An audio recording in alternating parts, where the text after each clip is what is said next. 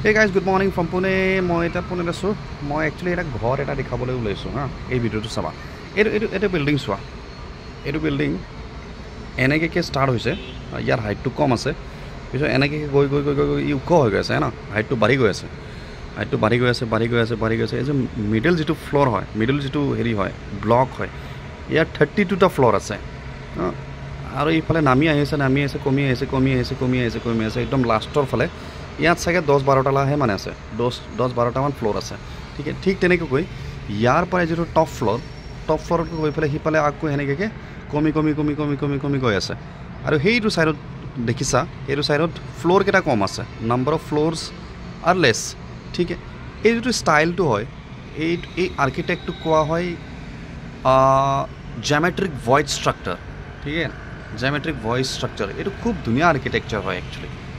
এইটো চোৱা, এইটো লোকেটেড হয় তোমাৰ সেই এমানোৰা ফিউচাৰ টাৱাৰ বুলি কয়। এইটো পুনেত আছে। খুব ধুনীয়া architecture, one of the best architecture in Pune. চোৱা, that's all, thank you, bye by.